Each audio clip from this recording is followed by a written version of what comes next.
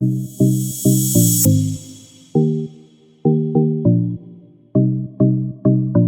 friends, and welcome back to BCA Ministry. I am glad you were here. A little bit later on right now, a little late start, I should say, but I'm here. Our memory text remains the same, Zechariah 9, verse 12.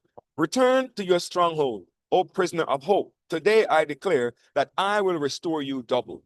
Let us pray. Father, we thank you for your love and your mercy. Continue to bless us, we ask. Forgive us for many sins, known and unknown, in deed and in thoughts. In Jesus' name, amen.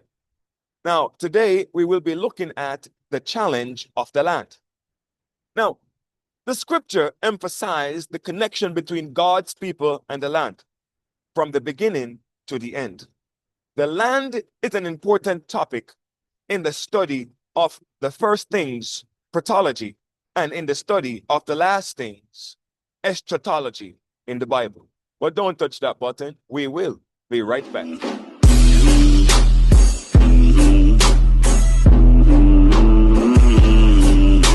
Welcome back. Welcome back. Now, as you can see, we're on the outside, a little bit chilly here at the moment, but the sun is coming up here in Georgia. Amen. Now, the book of Joshua also marks an important transition in salvation when God's people were to subdue the land and enjoy rest. Unfortunately, within just one generation, Israel started living in disobedience, and their hold on the land became tenuous. Judges 2, 10 to 13. Now, from the time of Judges to 2 Kings, Israel struggled most of the time to maintain control over the land. Now, towards the end of this period, God sent prophets to warn his people about impending judgment because of breaking the covenant, but they did not listen. As we can see, Jeremiah 7, 23, 27. Now, if you have your Bibles, come with me to Genesis 13, verses 1 to 7, where the Bible says, Now Joshua was old, advanced in years, and the Lord said to him, You are old, advanced in years, and there remains very much land yet to possess. This is the land that yet remain, all the territory of the Philistines, and all of the Geshurites, from Sehar, which is east of Egypt, as far as the harbor of Ekron northward, which is counted as Canaanite. The 5 lords of the Philistines, the Gashites, the Ashadites, the Ashkelonites, the Gittites, the Akronites, also the Avites, or the Avites, from the south, all the land of the Canaanites, and Merah, that belongs to the Sidonians, as far as Aphek, to the border of the Amorites, the land of the Gibeonites, and all Lebanon towards sunrise, from Baal Gad below Mount Hermon, as far as the entrance of Hamath, all the inhabitants of the mountains from Lebanon, as far as the brook Misperoth, and all the Sidonians.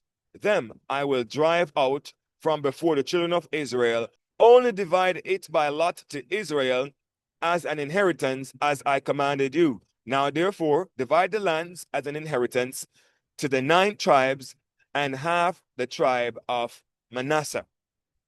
Now, throughout life, you see, we will encounter conflicts with the forces of darkness and achieve precious victories. Now, remember, we also got to note that we don't wrestle against flesh and blood because we have Christ as our advocate. Now, our eyes must be kept fixed upon the mark of the prize. Now, when Joshua went up to the Jordan to take Jericho, again, he met a majestic being and at once challenged him, Art thou for us or for our adversaries? And the answer was, A captain of the hosts of the Lord I am come. Now, loose thy shoes from thy foot, for where thou standest is holy. Not Joshua, not Joshua, the leader of Israel, but Christ himself accomplished the work of taking Jericho. We have seen this over and over now. Now, these were the lesson continually given to the children of Israel. Now, by directing their attention to God, the God of heaven, Christ taught them not to take the glory of themselves. Let us not cherish self-exaltation. Okay? We will begin to think that we are something when actually we are nothing. Let us remember that we have nothing different from or better than other mortals, except what God has given to us, even that birth. Now, when in need, bear in mind our relation to the children of Israel. I'll say that again. When in need, bear in mind our relation to the children of Israel. The pen of inspiration clearly traces its history. Amen. There's plenty of things there for us to see it. Now, we are not to imitate their examples of murmuring, bickering, and repining. God placed upon the lips of Moses no words of condemnation. In this respect, they were separate and distinct from other nations. Now, in accepting the religion of Christ Jesus, many seem to think that they are taking a downward step. No. These are in need of stepping down from their self-esteem and self-righteousness and humbling themselves before God. But those who place themselves in connection with a living God as his son and daughters, as we are taking a step upwards. All right? We are to talk of heavenly and heavenly things, keeping ourselves, right, in the passion and simplification before him. Now, it is not safe for any of us to feel that we are our feet that we cannot slip, because once a man think he's standing, then right there he falls, right? But we should feel that the ground we're on, as he told Joshua, is holy. Now, cleanse everyone, the soul of one we call defilement, that Christ may come in and reign supreme once we cleanse the soul. By beholding Jesus Christ, we shall grow into his likeness. Not that we can go and wash ourselves clean, no, but coming to him, by beholding him, we become clean. Now, the more closely we are connected with him, the more clearly we shall see our imperfections, right?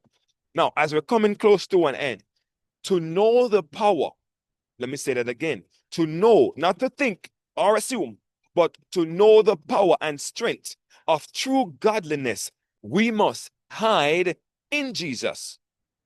Not 250 feet from Jesus, not 10 feet from Jesus, but in Jesus. Dedicating ourselves to him with reserve. Fully dedicated your strength, your mind, and all your abilities to God. Wherever he places you, friends, however humble your position may be, work with fidelity. But we stop here for today. There's more to come. See you tomorrow.